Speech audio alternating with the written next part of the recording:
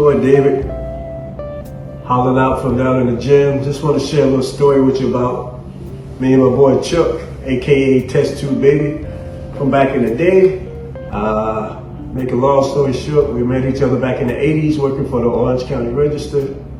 And we both found out we loved to go fishing, so we went fishing everywhere from the ocean to the lakes to the streams, catching all kind of fish, barracuda, bonita, crappie, bass, rock cod. So to get straight to the story, this is one of those fish stories, but it's not your typical one. So I'll just get right to it. We decided to go catch some opalite perch out in Long Beach because we got the word that they were biting pretty good off the jetty. During the night, the fog rolled in. I mean, it was bad and thick, so we figured we wasn't going to catch much and we'd have to wait till it burn off. So we just laid out there in our tents and our gear, waiting for the sun to come up.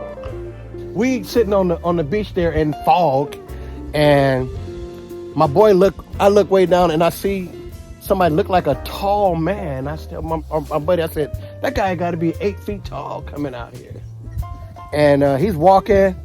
And then when it starts getting closer, you can see he got this little kind of like rock suede when he's walking. Well, the fog rolled in and we just sat there and chilled, talking trash and enjoying each other's company. And out of nowhere, at the corner of our eyes, we saw this big old shadow. And we didn't know what it was. We figured it was just, moonlight and stuff like that. And then you can see he's like in between all this fog, so it's almost like a halo around him, you know what I mean, coming down. And as he's getting closer, it's getting bigger and bigger. We're like, that shit is not right. But the more we looked at it, the closer it got, and it was swinging back and forth, back and forth. And we're like, what the heck is that? Ain't nobody supposed to be out here this time of day. So finally we sat there about 10 minutes, and this thing got closer and bigger. And the closer it got, the more ominous it looked, swinging back and forth, back and forth. And then when you get about, I would say 50 yards from us, we look up and he's literally looking like a monster. And my buddy goes, man,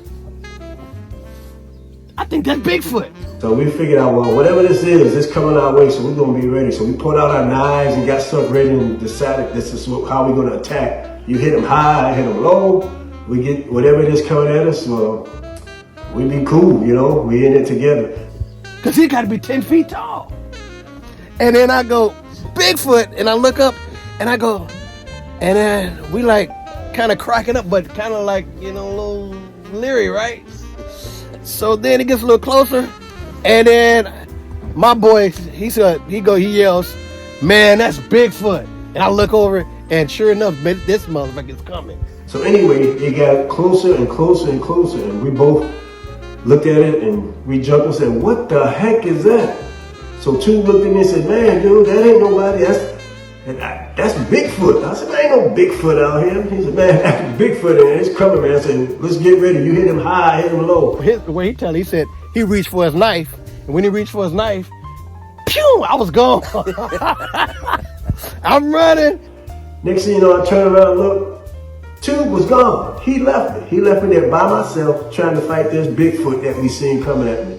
So what did I do? So I threw my knife down and I took off. I chased after him. And he's running and he's following me and I'm like, go the other way. I chased after him and ran. Finally I caught up to him and I said, why you leaving? He said, man, that was Bigfoot, man. We had to go. So we get about a good 100 yards away and then we see this creature and he kind of walks by our stuff. We wait for him just to tear up our shit, because we left all our equipment. Yeah, you're running. Yeah, and so we out halfway, about 100 yards away, laughing like a mug, right?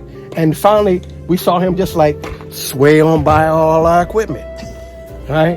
And then he just disappeared in the fog, right? So then we waited. We goes, man, we're gonna stay right here. We ain't even going over by our equipment until the sun comes up. So we waited for about half an hour. Sun started coming up. As the night went on, Bigfoot didn't get us, so daylight broke. We got up and talked about it and cracked up and laughed. About 45 minutes, sun was fully up. Said, okay, well the jetty's there, the rocks, let's go get some of these opalite. So then we went, got our equipment. We walked on the rocks, got to the rocks, and way at the end of the rocks, we saw this little Asian guy. Way out at the end of the dock, boy, fishing. And we said, well, let's go out there where he is. He's pulled up the opaleye, man. So we get out there, and we ask him how he's doing. He catch a nice opaleye. We getting ready. Hey, I said, how long you been here? He goes, oh, about an hour. Did you see two guys out there on the beach? We said, two guys? No, there was nobody out there. We were out there camping out. But I saw two guys running like crazy on the beach. That was us. What the hell were you guys running from?